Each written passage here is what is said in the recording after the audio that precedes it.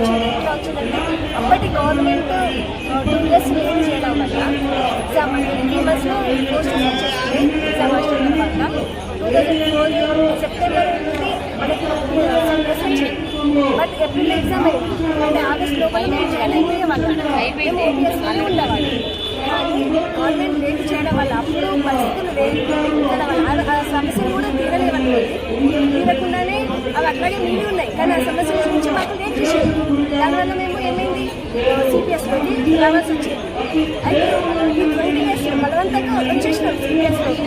ఈ 20 సంవత్సరాల్లో చాలామంది టీచర్స్ చాలా చిన్న వయసులోనే పాపం చనిపోవడం లాంటివి జరగడం వల్ల ఏమైతే మనకు వచ్చే సిపిఎస్ పెన్షన్ చాలా తక్కువగా ఉందంటే పాపం 2000, 3000 అంటే అప్పటి వరకు ఒక ఫ్యామిలీ ఇంటి పెద్ద ఇంటికి సంబంధించిన పెద్ద జీతంతో అన్ని నడుచుకు వచ్చిన ఫ్యామిలీ పెద్ద లేకపోవడం వల్ల ఇప్పుడు 2000, 3000 పోషించలేక వాళ్ళు పడే బాధలు అవన్నీ చూస్తుంటే చాలా జాగ్రత్త వస్తుంది. అట్లాంటి సిచ్యువేషన్ మళ్ళీ మేము కూడా సీరియస్గా కొనసాగుతుంది. రేపు మాకు కూడా ఇట్లాంటి పరిస్థితి వస్తుందనే ఒక భయం అనేది నాకు వచ్చింది. అందరూ మేము సీరియస్ కావాలని అనుకుంటున్నాం. యాక్చువల్గా మాకు ఉండాల్సిన సీరియస్ కానీ అప్పటి సరైన అవగాహన లేదు. సరైన అవగాహన అంటే కేంద్రము జీవో పాస్ చేసినప్పటికీ రాష్ట్ర ప్రభుత్వం అమలు చేయట్లేదు, ఎలా చూడొచ్చింది? సరైన దృష్టి రాలేదు.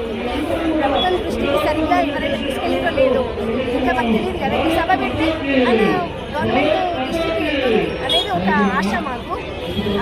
ఒకవేళ ఇంకా ముందుకెళ్తాం, ఇంకా వేరే రకంగా కూడా మేము ముందుకు వెళ్ళాలనుకుంటున్నాం. అంటే ప్రజాపాలన పేరు మీద మంత్రులందరూ కూడా రావచ్చు, సమస్యలు చెప్పొచ్చు అని చెప్పేసి అంటున్నారు కదా, మీరు ఎందుకు అక్కడికి వెళ్ళలేదా? ఇప్పుడు అంటే ఎప్పుడు వెళ్ళి మాట్లాడలేదా? వినతి పత్రాలు ఇవ్వలేదా మంత్రులకి?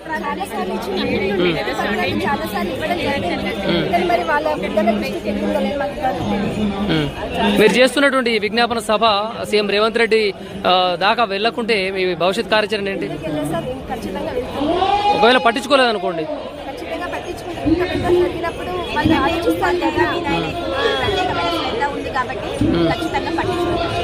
రాష్ట్రంలో బడ్జెట్ లేదు, అప్లపాలైంది రాష్ట్రం అని అంటున్నాడు.